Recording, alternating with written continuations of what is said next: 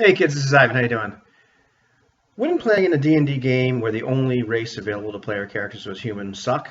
Wouldn't that be terrible? I don't think it would be. I've done it. It's not bad at all. It actually, in my experience, can be a little bit freeing. And of course, if you want to play in a game or DM a game where there's all these races available, that's fine. I'm just going by my experience and kind of looking at this from a different angle. It can be a bit freeing, especially as a DM, and even a bit as a player, to just be humans for a very variety of reasons. The first one is you're relieved of that conundrum of the other races really being humans in elf suits and dwarf suits and whatnot. And the various versions of D&D and other clones have done a pretty decent job of kind of trying to balance the races against each other. But a lot of times something like, well, level limits in the older versions of the game really doesn't, who cares about the level limits when you're all third level? It's not really working out. However, some of the things that are more salient to me are, when you're a DM and you're kind of coming up with a concept for your world and your campaign, you're selling this to the players and all that sort of stuff. There's two or more levels of information. There's the information that you're going to give to the players right up front. This is the stuff they know about the world.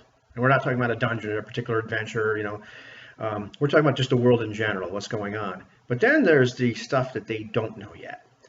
And, a lot of times you can use the well-used but very effective shtick that something happened a long time ago. And over time, the memories of this has faded, and because they don't have the kind of mass media or permanent media that we think of now.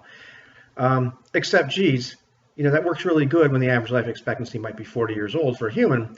But now if you have these races that are supposed to live hundreds of years or more than that, that doesn't really pan out too much. Now these other races should know this stuff, so it's a little hard to figure out, how are we going to get around that little problem. So you take that away. Another thing that really works out really well is a lot of times the plot hooks or whatever you might have in your campaign or hidden information might be something about the other races.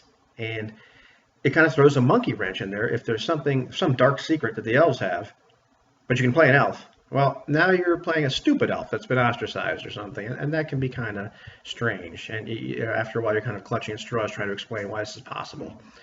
And along that same line of thought, once these other races aren't available to play, then as a DM, you're free to make things like dwarves and elves very strange. I played in a game where the elves were kind of like, they were so strange, they were kind of like forest people, like they were plants. And that was actually kind of neat. And the dwarves were kind of like rocks. But you can go in all kinds of different ways with that. I'm probably leaning towards having a game where the elves, like real elves, are just really fey and really wild and really hard to imagine.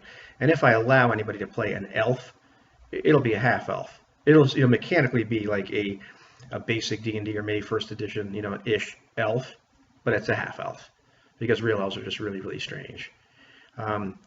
So I like that kind of shtick of having just everybody be human. It's not the only way to do it, and I'm not sure if I'll do it in this campaign, but I like that idea. Or maybe having one extra race available, like something like half elves or halflings or whatever. Having said all that, I think you can do the same thing and just play in a game where you can't be human, and maybe you have to be a halfling, or you have to be a half elf, or whatever. And you can take it from that angle as well. And being human, of course, you can play in a game where you have to be from a particular country. And so you don't know very much about these other countries. And so everything else becomes strange.